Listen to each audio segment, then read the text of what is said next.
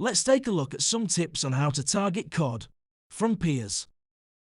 For those who aren't sure, we'll first quickly cover where cod are found. We'll then look at ideal cod conditions, followed by some casting tips and other key methods.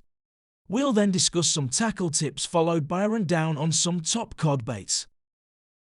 So where can we expect to find pier-caught cod? Atlantic cod can be caught from piers all around the UK. For mainland Europe, any piers that are present from as far north as the Barents Sea above Norway all the way down to northern Spain and the Bay of Biscay can produce cod. Piers throughout the Baltic Sea, as well as any man-made structures around Iceland such as harbour breakwaters, can be excellent venues to target cod. So what sort of conditions are we looking for when pier fishing for cod? In the UK, it's possible to catch smaller immature codling all year around. But the larger migratory cod will only be available to catch from piers at certain times of year. For the southern piers, this can be as early as October but will more reliably begin from November, seeing the cod leave by around February. For the piers of the northern UK, the window is wider, seeing cod arrive reliably around September and staying as late as March. There are certain Scottish shorelines that can hold mature cod pretty much year-round. Cod directly rely on tide action when feeding.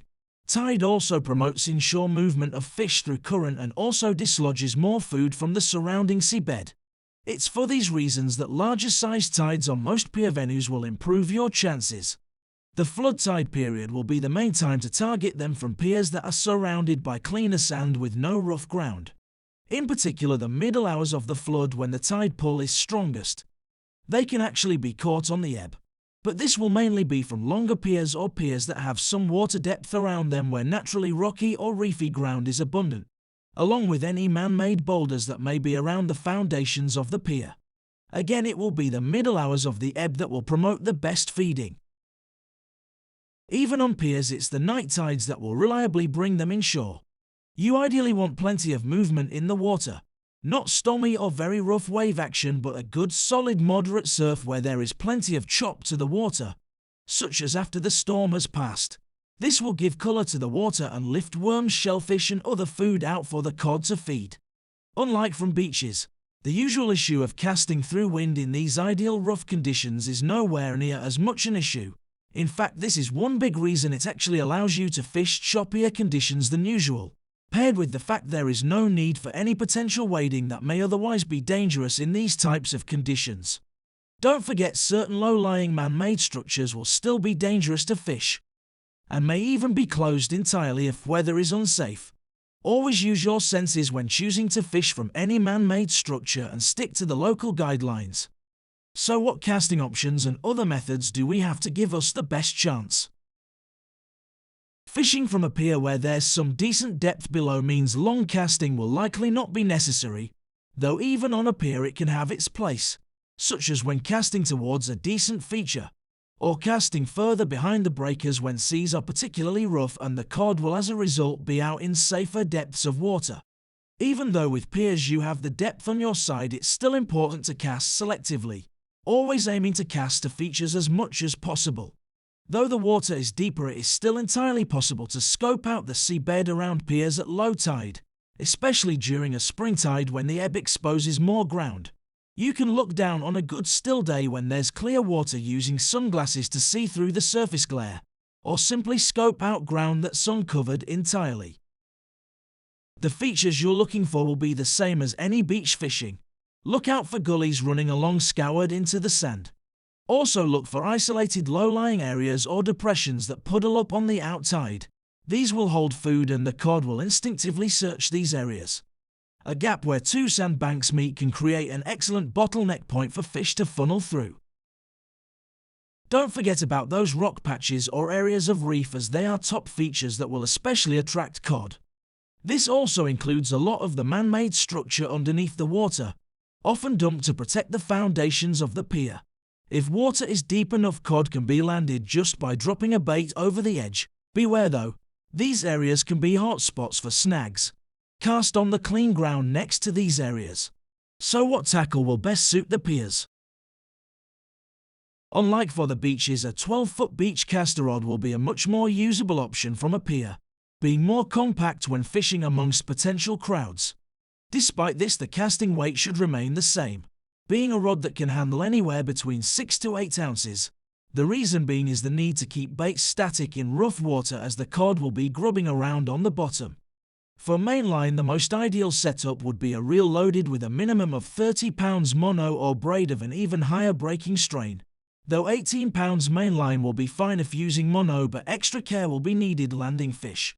Tapered shock leaders will be wise, as this will give us the option to punch a bait further when required, especially when using heavy leads. Drop nets will be a must if you wish to land decent-sized cod from high up, especially when using lighter lines, though you will lose cod no matter what the strength of line, if they are not properly supported. As we are high up, we can't set our rod tips low to prevent the rig lifting off the seabed. A pulley rig will present baits low, but it's important to get our rig components right. Use a short mono 70 pounds rig body to avoid any lifting, 28 inches in length maximum. The same applies to the snood. Use a 22-inch maximum length mono snood that has a minimum breaking strain of 30 pounds. There's a good chance you may wish to go higher. Strong pattern hooks are a must to avoid hooks straightening out when lifting fish, anywhere between size 3/0 to size 4/0 in a pennel setup for big baits. Bait clips aren't as essential for piers in the same way as beach fishing, but it's good to have the option there for any long casting. So what would be some ideal cod baits? One method that can pay off well is the use of big baits, as cod will be hunting almost exclusively by scent and vibration in typical ideal inshore conditions.